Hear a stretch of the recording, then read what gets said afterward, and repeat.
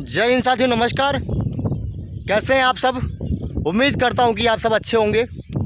मैं बात करने वाला हूं Khesari Lal Yadav, trending star hit machine Khesari Lal Yadav होने के गाने के बारे में। तो आप सभी का स्वागत है अपने यूट्यूब चैनल भोजपुरी न्यूज़ 07 में। अगर आप इस चैनल पहली बार आए हैं और अभी तक सब्सक्राइब नहीं किए हैं तो नीचे दिए गए लाल बटन को दबाकर चैनल को सब्सक्राइब कर लें ऐसा ही रोचक वीडियो देखने के लिए।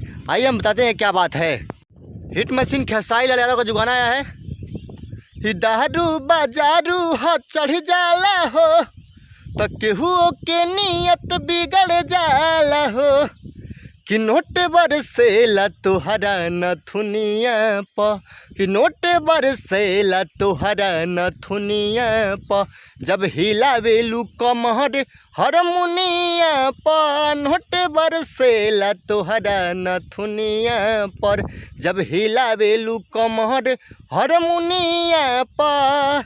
इसी गाने को लेकर भोजपुरी में काफ़ी विवाद मचा हुआ है, बहुत ही ज़्यादा विवाद मचा हुआ है। विवाद कैसा मैं बताऊंगा, उससे पहले आप सभी से मैं बता रहा हूं कि इस गाने पे इतना व्यू आ रहा है, इतना ज़्यादा व्यू आ रहा है कि विवाद मचाना ही है।